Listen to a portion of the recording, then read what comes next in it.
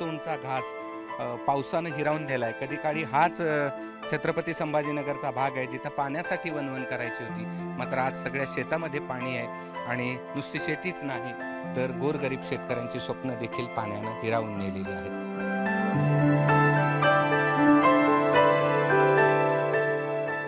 काहीच नाही राहिलं साहेब, याच्या पुढे काहीच नाही म्हणू शकत, काहीच नाही. पावसाने नुकसानच करून टाकले ना. 2-2.5 एकर जमीन चालल्या गेली. माल चवळी लावली होती आम्ही ना, 7.5-8 किलो चवळी तेवढी वाहून गेली. गोबी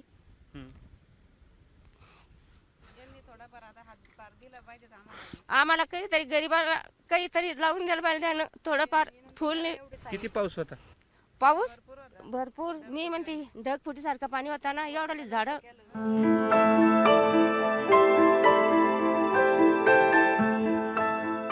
ठिबकच्या नळ्या आपण या शेतकऱ्यांच्या हातामध्ये पाहतो आहोत, त्या देखील वाहून गेल्यात. या कुठल्याही कामाच्या राहिलेल्या नाहीत.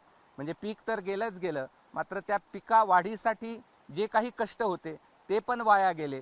शिवाय पाणी कमी पडतं म्हणून ठिबक आणलं, मात्र पाणी एवढं झालं की ते ठिबक सकट वाहून गेलं.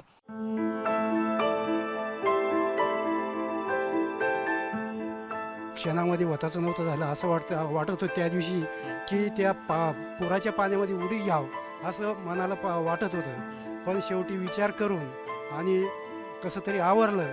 पण हे दृश्य फार कठीण आहे की एक तुकाराम महाराज म्हणीप्रमाणे कोपाला पाटीला भीक घाले ना कोणी, त्याप्रमाणे आमच्या भोवती हे झालेलं आहे. तरी मायबाप शासनाने याचे त्वरित काहीतरी करून आमचं भरपाई करावी.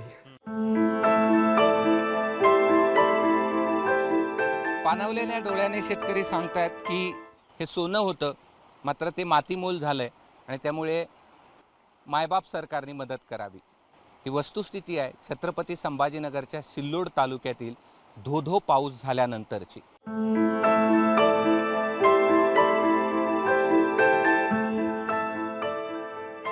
मकाच्या पिकाची काय अवस्था आहे हे मी तुम्हाला दाखवतोय. आता माझ्या गुडघ्याच्या वर म्हणजे मांडी एवढं पाणी या शेतामध्ये आहे आणि हे अशी मका पाण्यामध्ये तरंगलेली आपल्याला पाहायला मिळते आहे.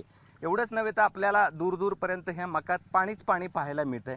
मी जिथपर्यंत जाईल तिथपर्यंत एवढंच पाणी या शेतामध्ये आहे. मी बरोबर सांगतोय? हो सर, पूर्ण पीक आमचं पाण्याखाली गेलेलं आहे सर. हे मक्का म्हणून येते. पूर्ण कापूस पीकही आमचं पाण्याखाली गेलेलं आहे, मक्का पीकही पाण्याखाली गेलेलं आहे. अद्रक पिकाची लागवड होती तेही पीक लागवड पूर्ण पाण्याखाली गेलेलं आहे सर आमचं.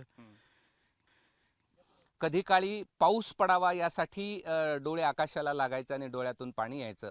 मात्र आता असं झालंय की एवढा पाऊस पडलाय, शेतातलं पाणी आणि डोळ्यातलं पाणी यातला काहीच फरक कळत नाहीये, कारण एवढा पाऊस झालाय. हे दृश्य अंगावर शहारा आणणारे आहेत. तुम्ही जर पाहिलं तर 3 फूट पर्यंत गाळात पाय या ठिकाणी रोवले गेलेत. माझे जर पाय 3 फूट असतील तर पिकाची काय अवस्था झाली हे तुम्ही पाहू शकता. पुरतं पीक उद्ध्वस्त झालंय. बोलणं शक्य नाही सर, इतकं नुकसान झालेलं आहे. माझी कॅपॅसिटी म्हणजे मनस्थितीच नाही सर. नुकसान बघू शकतो. मका पूर्ण याच्यात गेलेली, पाय किती जात आहे बस मला बोलल्याच नाही जात सर. आता कॅपॅसिटीच नाही राहिली. आता नंतर कर्ज भरपूर आहे, परत आता कसं फेडायचं काय, म्हणजे सगळंच हे झालं. मन कायला आमचे सगळे हे झालं, सगळं हे झालं. आमच्या आलं नुकसान झालं सगळीच. काय आलं पण काही राहिलं नाही आमच्या घरामध्ये. सगळं हे झालं.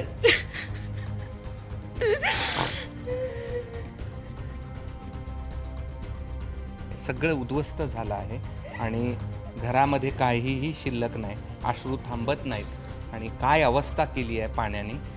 अक्षरशः डोळ्यात पाणी येत आहे सगळं बघून आणि अतिशय वेदनादायी दृश्य हे छत्रपती संभाजीनगरच्या अनेक गावांमध्ये पाहायला मिळतं आहे. कॅमेरामन धनंजय दारुंटेसह मी कृष्णा केंडे, एबीपी माझा, छत्रपती संभाजीनगर. एबीपी माझा, उघडा डोळे बघा नीट.